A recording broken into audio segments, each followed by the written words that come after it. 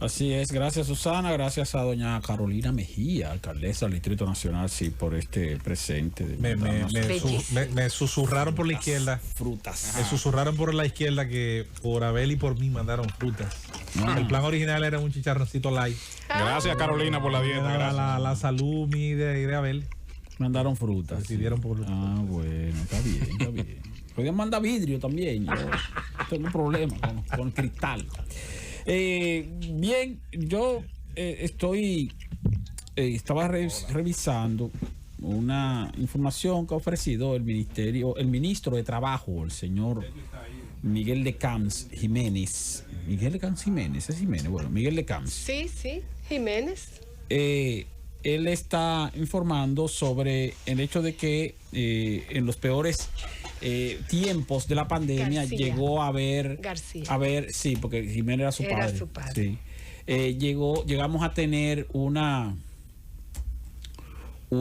situación de alrededor de 700,000 trabajadores en fase 1, o sea, suspendidos, recibiendo una subvención del Estado, una ayuda económica del Estado, del Fondo de Asistencia al Empleado, Asistencia Social al Empleado, fase 1 específicamente. 700 y tanto de miles en los peores momentos de la pandemia el año pasado, y que de esa fecha para acá se han recuperado o se han reintegrado a sus puestos de trabajo alrededor de 500,000 trabajadores de esos. Entonces hace referencia a que en este momento quedan en fase 1 alrededor de 48,000 trabajadores, o sea que continúan suspendidos por la situación de las limitaciones que tienen muchas empresas, principalmente micros y pequeñas empresas, que han sido las más afectadas en lo que tiene que ver con la paralización de las actividades económicas para enfrentar el COVID-19. Pero un asunto de sumatoria. Cuando sumamos, él habla de poco más de 700,000 suspendidos en fase 1 en el peor momento, 500,000 que ya se han reinsertado y alrededor de 48,000 que quedan en fase 1, o sea, que siguen todavía recibiendo asistencia económica del Estado hasta el 30 de abril de este año, o sea, hasta este mes, porque a partir del 30 de abril se suspende la asistencia económica de fase 1. Pero cuando decimos 700,000 menos 500,000, nos quedan 200,000. 500,000 que ya se reintegraron. Entonces, menos 48,000 que todavía siguen suspendidos recibiendo fase. Entonces nos quedan alrededor de 152,000 o poco más de 152,000. ¿Qué es lo que dicen las estadísticas de la Tesorería de la Seguridad Social? En el sentido de que el año pasado se perdieron alrededor de 170,000 empleos, o sea, al cierre del año. Que ahí es donde está el punto. O sea, ¿cuántos quedan recibiendo fase? 48,000, muy bien. ¿Cuántos se han reinsertado? Alrededor de 150,000. Alrededor de 500,000, perdón. Entonces, ¿cuántos perdieron su empleo definitivamente? O sea, que finalmente se quedaron desempleados. Alrededor de 150,000 a 170,000, entre 150,000 y 170,000. De trabajadores del sector privado, señores. O sea, no estamos hablando de trabajadores del sector público, estamos hablando de trabajadores de la formalidad laboral. Alrededor de 160,000 empleos perdidos. Y otros 48,000 que van para la lista de perdidos, porque cuando se termine la ayuda social ahora de fase 1, este mes, de esos 48,000 es posible que una parte importante pasen a ser desempleados porque no van a ser reintegrados a sus puestos de trabajo por sus empleadores. Es muy difícil porque están precisamente en condiciones de suspensión actualmente porque sus empleadores todavía no están en condiciones de reinsertarlos, a menos que tengamos una mejoría de las actividades económicas a partir de mayo. Ojalá sea así, pero eso está en veremos todavía. Ahora, ¿qué impacto tiene esto? El impacto que tiene esto es el hecho de que se trata de un retroceso, señores, como yo siempre digo, de 3 años en materia laboral. 3 años en materia de generación de empleo en el sector privado. ¿Por qué? Porque cuando usted analiza las estadísticas del sector laboral formal privado, se da cuenta de que aquí cada año se generan alrededor de 80,000 empleos nuevos en el sector privado. En el año 2019 no tanto, no fue mal. En el año 2019 nada más se generaron como 45,000 empleos nuevos en el sector privado. Porque el año 2019, ustedes recuerdan que aunque fue un año que no había COVID, la economía sufrió una desaceleración. Apenas creció 4.7% la economía, creo que fue así. O sea, esa desaceleración que sufrió la economía, pues también se notó en la generación de empleo. No porque hubo pérdida de empleo, no hubo pérdida de empleo, sino que se generaron menos empleos de los que se venían generando cada año en años anteriores. Repito, en promedio, cuando tú sumas 2014, 2015, 2016, 2017, 2018, 2019, el promedio anual te da más o menos 80,000 empleos nuevos cada año. Un poco más en un año, un poco menos en otro año, un poco más en un año, un poco menos en otro año, pero en promedio, cuando tú lo sumas, nosotros estamos generando más o menos 80,000 empleos nuevos cada año en el sector privado y en la formalidad laboral. Si el año pasado se perdieron 160,000 empleos, más o menos, eso equivale a 2 años de generación de empleos. Te dirá, bueno, pues entonces tenemos 2 años perdidos de generación de empleos. ¿Por qué? Porque perdimos el equivalente a lo que se genera en empleos nuevos durante un periodo de 2 años, 160,000 más o menos. Pero no solo eso, sino que a esos 160,000 tú tienes que sumarle otros 80,000 que no solo se perdieron, en este caso los 160,000, sino que no se crearon. Porque estamos hablando de un año donde se perdieron 160,000 cuando debieron crearse 80,000. O sea, si hubiéramos quedado en cero, tú dices, bueno, mira, en el año 2020 no se va a generar ni un empleo. Entonces, bueno, pues entonces quedamos neutros.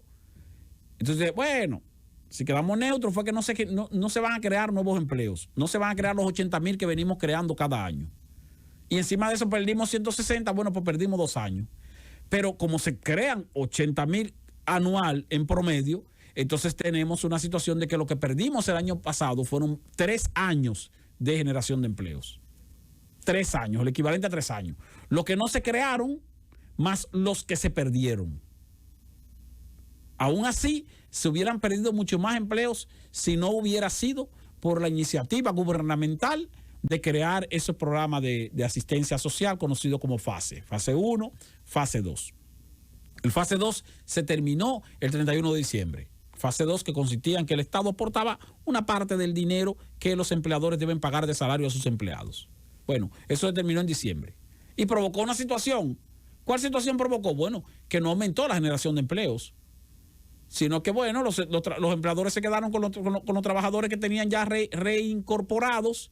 Dejaron de recibir esos trabajadores los 5,000 pesos que recibían del Estado y el empleador tiene que aportarle esos 5,000 pesos para completarle su sueldo o ponerle su sueldo completo. Habría que ver, porque seguro hay empleadores que negociaron con sus empleados y le dijeron, mira, yo te puedo mantener en el empleo, pero tengo una situación con tu nivel salarial, ¿qué hacemos? Y es posible que haya habido negociaciones mediante las cuales le hayan bajado el salario a muchos trabajadores. Porque aquí se usa eso, señores. La gente, mira, es ilegal bajar el sueldo a un empleado. Sí, es verdad que es ilegal, pero en una situación donde el empleador te dice, mira, yo no tengo cómo mantenerte con ese empleo, con ese salario que tú ganas. Entonces, te voy a tener que prescindir de tu servicio, o si no, vamos a ver si mientras tanto buscamos la manera de que tú recibas nada más esta parte salarial y después nos arreglamos, buscamos la manera. Y el empleado lo que hace es que acepta porque dice, bueno, no voy a quedar sin empleo. Y si me van a pagar como quiera, porque muchos empleados también lo que piensan es, posiblemente tengo la situación de que me van a pagar menos porque la situación de la empresa no va bien, pero al mantenerme empleado, me mantienen cotizando la seguridad social y al mantenerme cotizando la seguridad social, pues mi familia está protegida en cuanto que tiene seguro.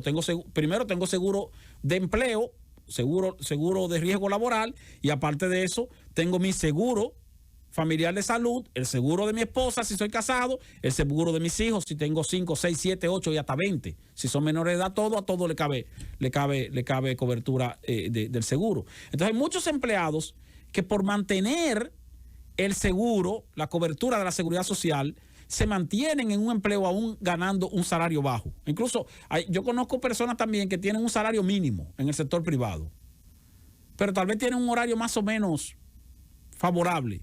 Aceptan ese salario mínimo haciendo un trabajo y entonces desarrollan actividades independientes que les permiten o les generan muchísimo más ingresos de lo que reciben como empleados.